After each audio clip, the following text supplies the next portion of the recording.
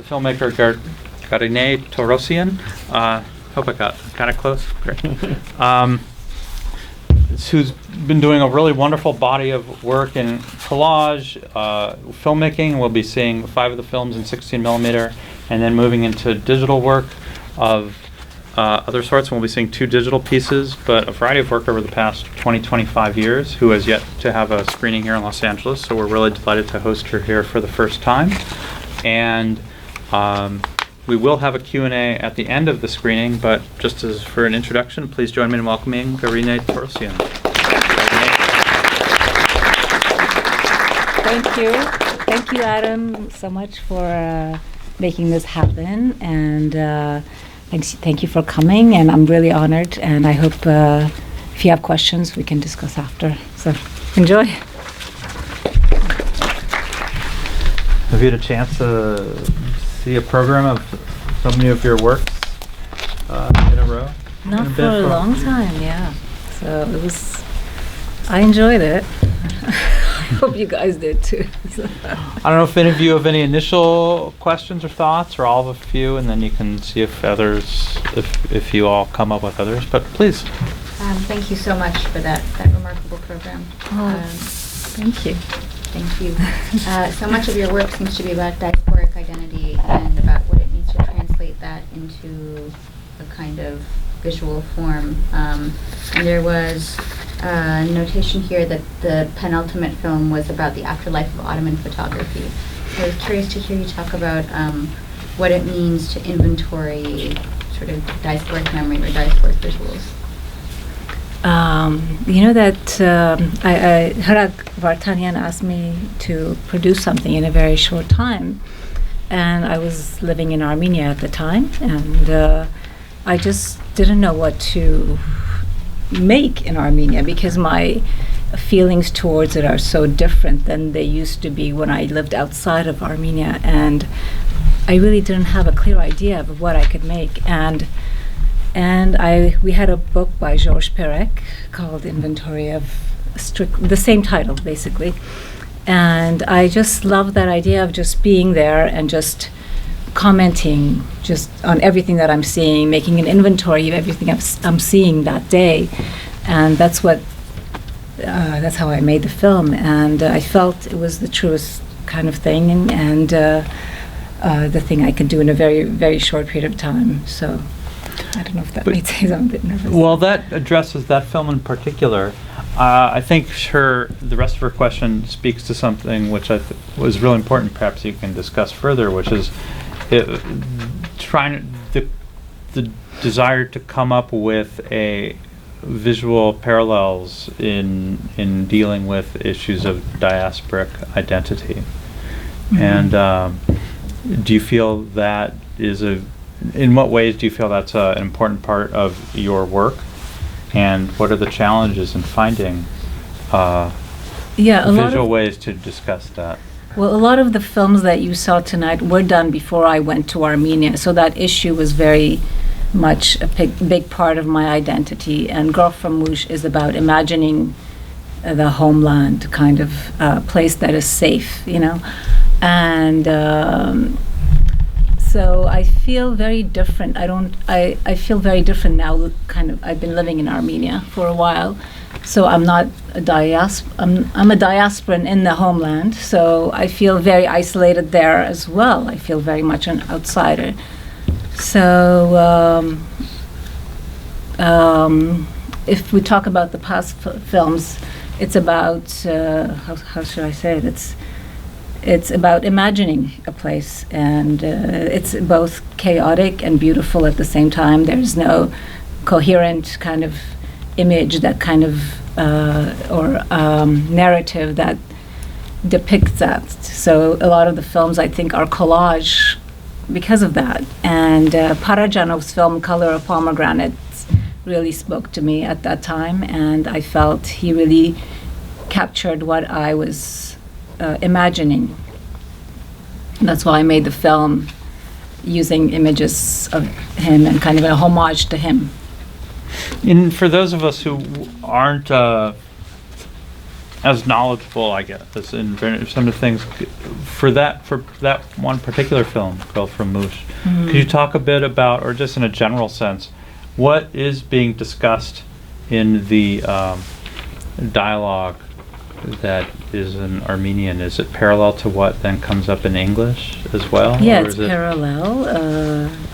I'm making a phone call to Armenia, asking to speak to somebody there, just anyone. So just to make a connection with somebody there.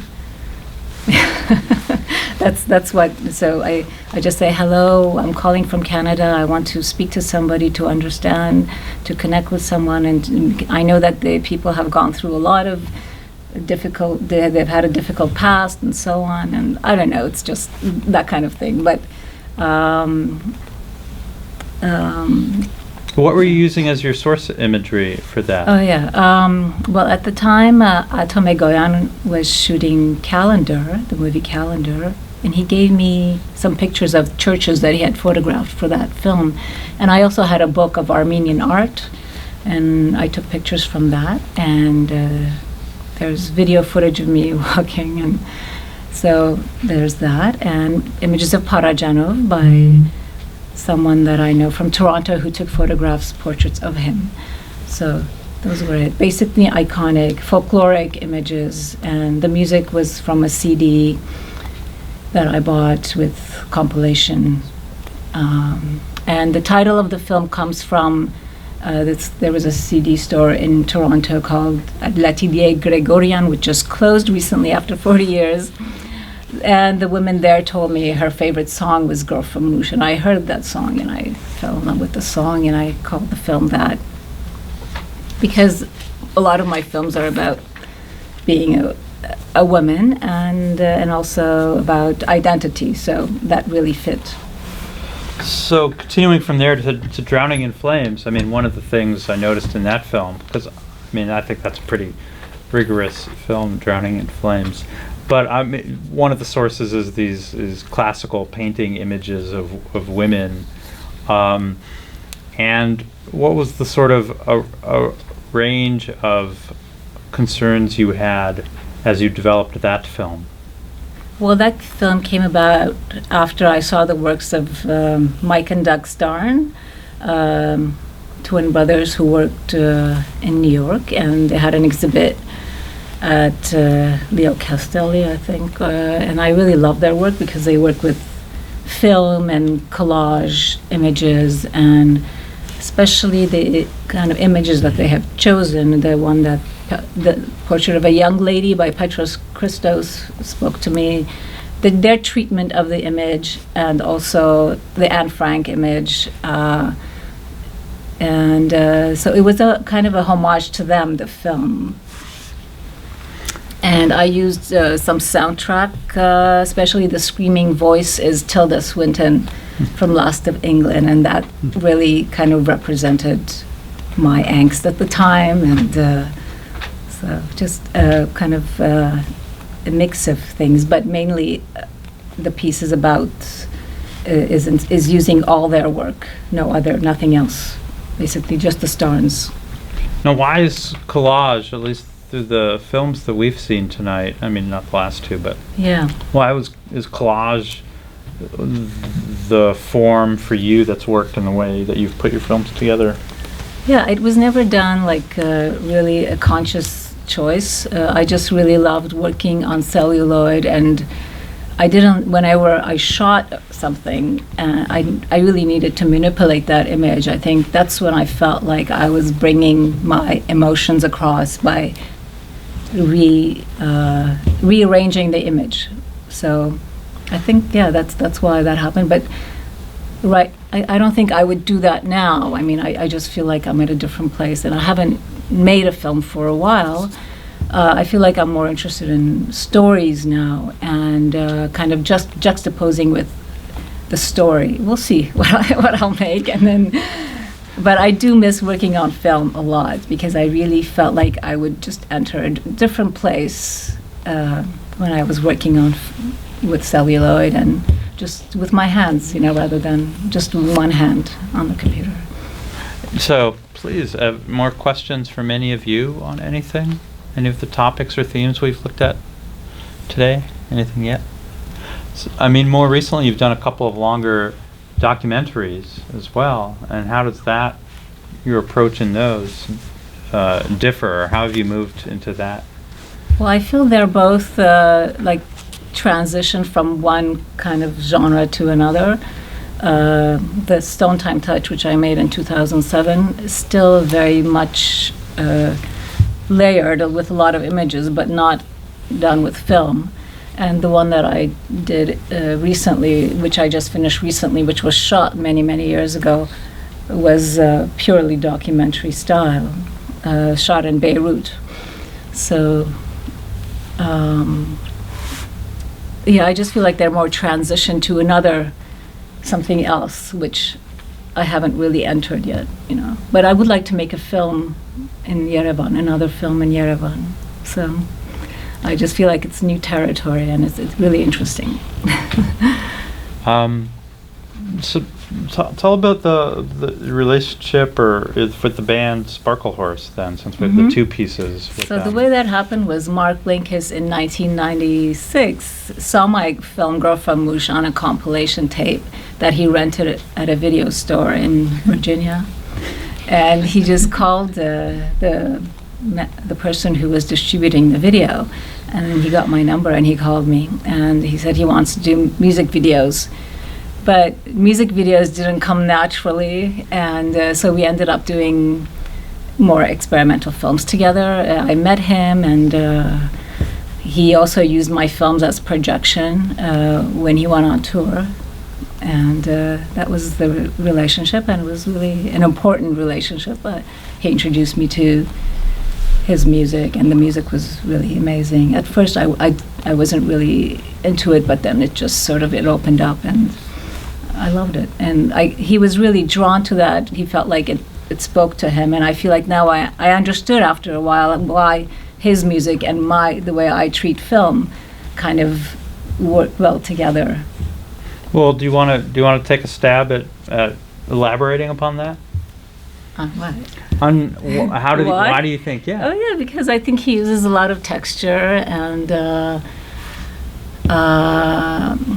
just a lot of layers and textures and a lot of there's something that he's trying to understand. He was trying to understand maybe about himself that I was as well with the way I was, working with collage, and that he was doing with sound, with music. So, I mean, that's one very much for me is like there's things like I've one album from Sparkle Horse, but it's like things bubble up, things come and go very elusively. Some catch, sometimes the melody catches, sometimes it's just sort of a sound collage, or things are not quite.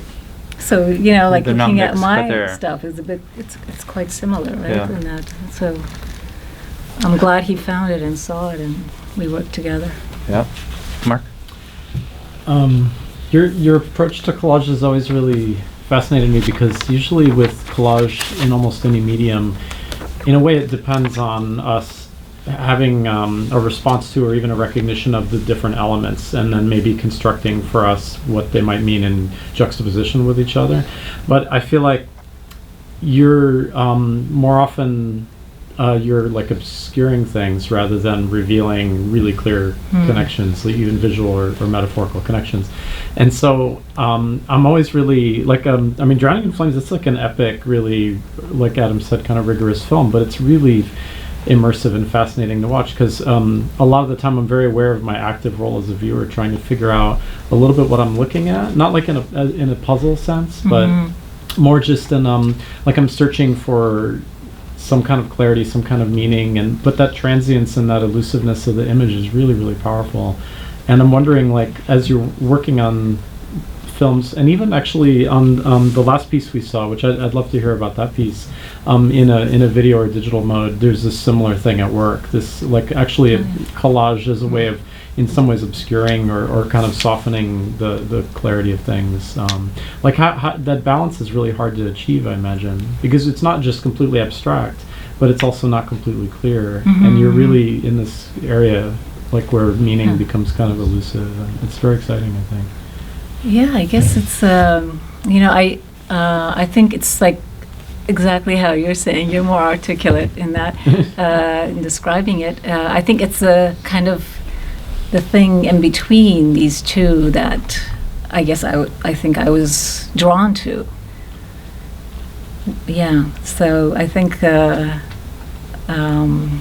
with film, I felt, with celluloid especially, I felt like I could get into that more easily, just because when you're cutting it and pasting it together and then optically printing it, it's going through so many versions, so many changes. So, and just by chance, things happening by chance. I don't know how to explain, but I think I am interested. I am interested in that emotion, that's feeling that's in between those, the clarity and unclarity, and kind of, it's hard to explain. Is there a lot of intuitive, like, improvisation in the creation of images, but also in the editing? Yeah. 'Cause they feel Less in very the editing, intuitive more and- in the creation, especially with the 16 millimeter films. Now, what about in the last film, in Come Around? Mhm. Since you're working with two That was an older other one, people. actually. That was made in 2008. So. No, I happened to put it Oh. last in the program. But since you were working there, since you had like this predetermined piece of poetry, I presume, Mhm. how did your process for the creation of that work differ, or was it a continuity from your previous work? It was the continuity because they gave me, I got the music from Peter Scherer, and then she sent me her voiceover, and I was just kind of free to do what I wanted to do. So it was similar approach But there was also, since you were working with found footage. and Yeah. but then also there are elements of the imagery that is different as well. I mean, what was the found footage for that? Where did it come from? Oh yeah, for that example? was the Superwoman movie, I think it was. I was watching TV. This was in Berlin. I had a residency at the time, and I had to come up with this film because they were going to do a presentation in Toronto at the Poetry Festival, so it had to be a quick thing. So I had my video camera in hand, and I turned the TV on, and this was playing, and that's how that happened. And but I would have preferred to have worked on 16 or a film, but of course at the time in 2008 it wasn't easy to get film and get it developed and so on. It was too much work, and also I had to produce it really quickly. But sometimes, things just come to you when you need them. So that's how I think that film and just the images, the struggle between the two characters really worked, I thought, with the music and what she was trying to say in her poem. Please, more questions? Is it back there? Question. I noticed references to a bunch of Armenian artists. I cite Nova in the beginning, and Arshil Gorky and Parajanov you talked about a little bit. I was wondering if you see your own work as in, like a conversation with a sort of longer history of Armenian art, or if you can sort of talk about that a little bit. I guess being Armenian, it is that way, but I really feel less Armenian now that I've been living in Armenia, because I think I connect with the diasporan identity probably more than the Armenians in Armenia. I don't know. I just feel a bit like an outsider there. So, of course, being Armenian, it will be part of the Armenian issue. Armenian artist. I'm an Armenian artist, I guess. A Canadian as well. I feel very Canadian. So. I'm not sure. I think at the time, a lot of my work is about other artists, especially my earlier work.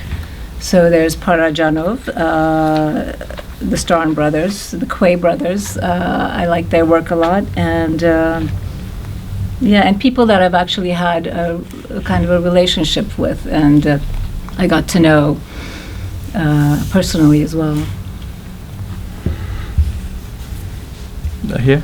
I had two questions. One was, what took you back to Armenia? As someone that has roots like in Central America, I kind of find the same experience of like, you go there and it's like you feel like such a foreigner, even though it's supposed to be like your homeland. Yes. And then the second one was, when it comes to sound, particularly in your older work, how, like, what came first, or how did you assemble it to be like such a perfect invention of just like layering? I mean, it's like you've ruined regular filmmaking for me. I mean, film viewing for me, because I'm like, oh, that's so boring. I want to work. I want you to put me to work, and it was just so beautiful. It's a beautiful experience. So. Thank you.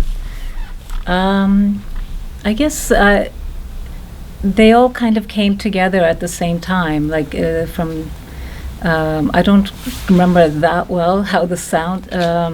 I would just hear a piece of music or something, and I would just collect things and kind of bring it together and collage it together, and and then when you were cutting it on like film, when would you decide to cut then that would match with the music? I guess so first I would do the image. I would work on the image first, and then the sound.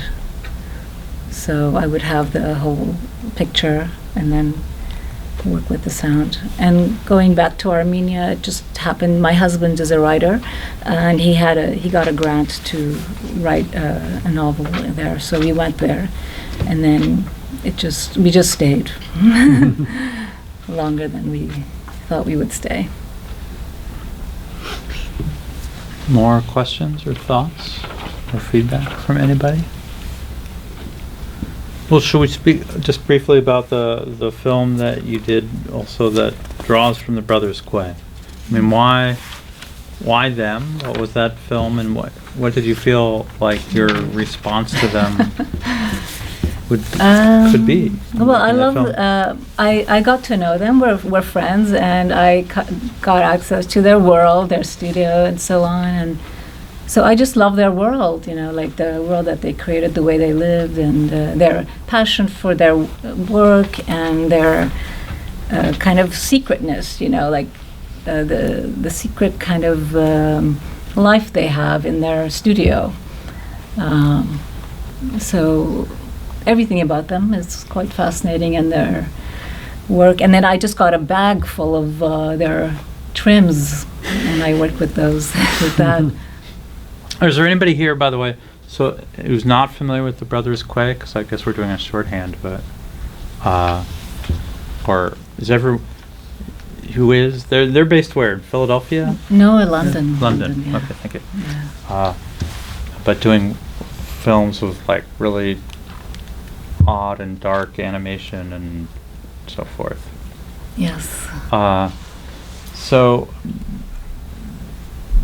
I don't know. Can you discuss how you think you come to create a response to or a conversation with other artists in your films? Is it a more intuitive process as you have elements of their work to work with? You mean the artists that Yeah, so if you've had several films here that you talk about that were sort of working with or you mean looking like at other artists, responding to. I feel like how would all you the describe films it? are more about for me, really. It's not really for them, and it's not really collaboration. It's more my kind of a love for their work, so yeah. I mean, I tried to do some collaborative work, with Sparkle Horse music video, but it's a certain genre, and it's not something that I was able to do. And actually, Mark Linkus wasn't comfortable with that as well. But we tried, and it didn't really work out. But experimental film, this kind of film really worked more. It was a more natural art form for us rather than doing something commercial. Mm-hmm. Yeah. Any other thoughts or questions? Well, do you have any other thoughts at the moment? I mean, you're here for any one-on-one questions as well. But. No, I'm really happy that people stayed and enjoyed it, and thank you so much for. Thank you.